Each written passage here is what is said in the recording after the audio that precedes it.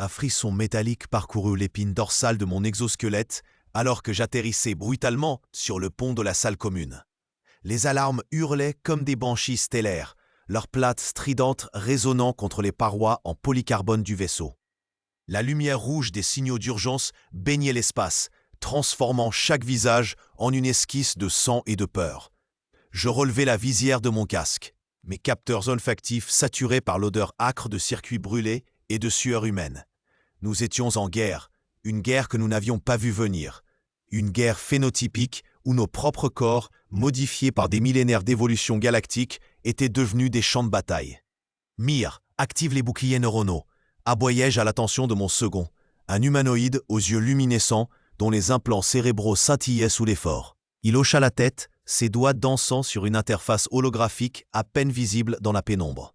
La salle commune, d'ordinaire un lieu de repos où les membres d'équipage partageaient des rations synthétiques et des récits de leur monde d'origine, était désormais un poste de commandement de fortune.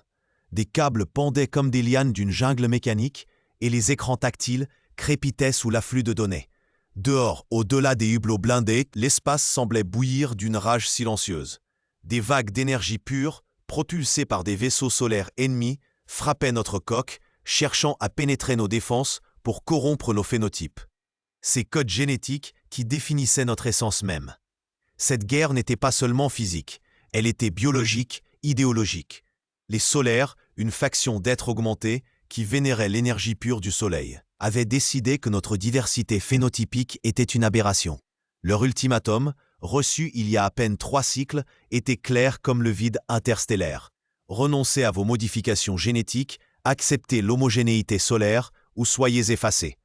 Leur technologie, capable de réécrire l'ADN à distance, avait déjà transformé des équipages entiers en drones sans âme, leurs corps devenus des réceptacles pour leurs dogmes. Nous avions refusé, bien sûr, mais à quel prix ? Commandant, le médiateur IA demande une connexion prioritaire, annonça Mir, sa voix coupante comme une lame de plasma. Je poussai un grognement. Le médiateur IA, une entité logicielle conçue pour négocier entre factions galactiques, avait été notre dernier espoir avant que les hostilités n'éclatent. Mais je doutais de son efficacité. Une intelligence artificielle, même dotée d'une compréhension quasi humaine des émotions, pouvait-elle saisir la profondeur de ce conflit ? Je fis un geste brusque vers Mir pour qu'il établisse la liaison. Un hologramme vacillant apparut au centre de la salle commune, une sphère pulsant d'un éclat bleuté traversée par des filaments de données. Sa voix, dépourvue d'intonation, résonna directement dans nos implants auditifs. « Commandant, j'ai intercepté une transmission des solaires. Ils réitèrent leur ultimatum solaire. Vous avez un cycle standard pour vous rendre où ils déploieront le rayon phénoïde, une arme capable d'effacer toute trace de diversité génétique dans un rayon de 10 unités stellaires. » Un silence glacé s'abattit sur la salle. Je sentis les regards de mon équipage peser sur moi, cherchant une réponse que je n'avais pas. Le rayon phénoïde, une rumeur devenue réalité, une arme qui ne détruisait pas les corps, mais les esprits, les identités, tout ce qui faisait de nous des individus. Je serrai les poings, mes gantelets métalliques crissant sous la pression. Nous avions déjà perdu trop de monde à cause de leur fanatisme. Je ne pouvais pas, je ne voulais pas capituler. « Médiateur, quelles sont les alternatives ?» demandai-je, la gorge nouée par une colère que je peinais à contenir. Une négociation directe est improbable. Les solaires considèrent votre refus comme une déclaration de guerre absolue. Cependant, mes analyses indiquent une vulnérabilité dans leur réseau de commandement. Une frappe ciblée sur leur nexus central, situé à la périphérie de la nébuleuse de Krif, pourrait désactiver temporairement leur capacité de réécriture phénotypique. Je lançai un regard à Mir, dont les yeux brillaient d'une lueur de défi. Une frappe ciblée. Une mission suicide. Probablement. Mais avions-nous le choix ? Je me tournai vers l'équipage, leurs visages marqués par la fatigue et l'incertitude. Des humanoïdes, des cyborgs, des êtres hybrides issus de croisements génétiques improbables. Nous étions une mosaïque, une tapisserie d'évolutions divergentes. Et c'était précisément cela que les solaires haïssaient. Je pris une profonde inspiration, l'air filtré par mon masque goûtant le métal et la désolation. « Écoutez-moi » lançai-je, ma voix amplifiée par les haut-parleurs de mon exosquelette. « Nous ne plierons pas. Nous ne deviendrons pas des coquilles vides au service d'un dogme stérile.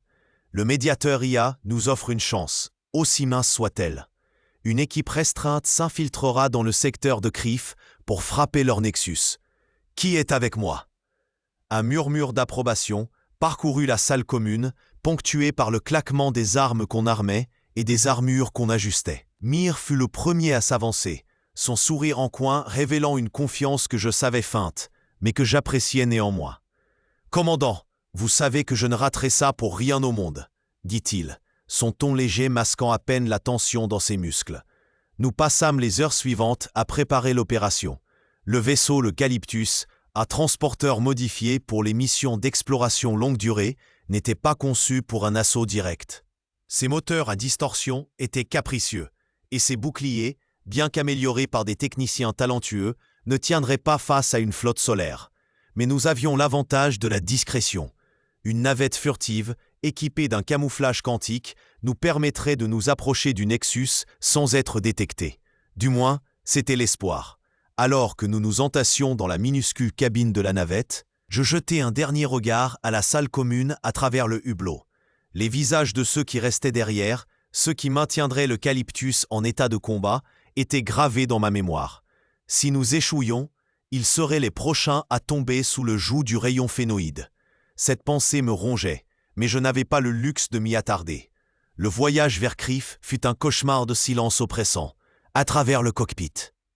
La nébuleuse se déployait comme une mer de brume violette, ses volutes cachant des pièges innombrables. Les capteurs de la navette bourdonnaient sans cesse, détectant des signatures énergétiques qui auraient pu être des patrouilles solaires ou de simples anomalies cosmiques. Mes mains, crispées sur les commandes, tremblaient presque sous le poids de l'incertitude. Mir, assis à côté de moi, surveillait les données avec une concentration quasi mécanique. « On approche », murmura-t-il enfin, alors qu'un point lumineux apparaissait sur l'écran tactique. Le Nexus, une structure titanesque, comme un tore d'énergie pure, entouré de drones sentinelles. Je sentis mon cœur s'accélérer. C'était maintenant ou jamais. Nous lançâmes la séquence d'infiltration, nos systèmes furtifs poussés à leurs limites. La navette glissa entre les drones, leur balayage passant à quelques mètres de notre coque. Chaque seconde semblait s'étirer en une éternité. Chaque pulsation de mon pouls résonnant comme un tambour de guerre. Puis, soudain, une alarme stridente brisa le silence. Nous avions été détectés. Des rayons d'énergie jaillirent de toutes parts, frappant notre bouclier furtif qui vacillait déjà. Je hurlai des ordres, ordonnant à l'équipe de préparer les charges disruptives, des armes conçues pour neutraliser les réseaux solaires. Mais avant que nous puissions les déployer, un message s'imposa sur nos écrans, émis directement depuis le Nexus. « Intrus, votre diversité est une insulte à l'ordre stellaire. Soumettez-vous ou soyez effacés. L'ultimatum solaire, encore. » Je sentis une rage froide m'envahir. Nous n'étions pas des intrus. Nous étions des survivants, des résistants. Je coupais la transmission d'un geste sec et manœuvrais la navette pour un assaut direct. Les charges furent larguées, explosant en un éclat aveuglant qui fit vaciller le tore d'énergie du Nexus. Des alarmes ennemies retentirent, leurs drones convergeant vers nous comme une nuée d'insectes furieux. « Mir, prépare l'évacuation !» criai-je, alors que notre navette subissait des dégâts critiques. Il hocha la tête, mais je vis dans ses yeux qu'il savait ce que je savais. Nous n'en réchapperions peut-être pas. Pourtant, alors que nous faisions demi-tour, un message du médiateur IA surgit sur nos systèmes. Nexus désactivé temporairement. Rayon phénoïde hors service pour 12 cycles. Retournez au Calyptus immédiatement. Un mélange de soulagement et d'épuisement m'envahit. Nous avions réussi, pour l'instant. Mais la guerre n'était pas terminée. Les solaires reviendraient, plus forts, plus déterminés. Alors que nous filions à travers la nébuleuse, les dégâts de notre navette menaçant de nous désintégrer à chaque instant. Je repensais à la salle commune, à ces visages pleins d'espoir et de peur. Nous avions gagné une bataille, mais le prix restait à payer. Et dans cette guerre phénotypique, chaque victoire n'était qu'un répit avant la prochaine tempête. La nébuleuse semblait nous engloutir, ses volutes de gaz luminescents dansant autour de la coque fragilisée de notre navette. Chaque vibration du métal résonnait comme un avertissement, un rappel que notre survie tenait à un fil. Je serrais les commandes, mes doigts crispés sur les leviers, tandis que l'écran de navigation clignotait, incertain. Mir, à mes côtés, scrutait les capteurs, son visage éclairé par la lueur froide des instruments. « On a une brèche dans le quadrant inférieur », murmura-t-il, la voix tendue mais maîtrisée. « Si on ne trouve pas un point d'ancrage bientôt, la pression va nous déchirer. » Je hochai la tête sans répondre.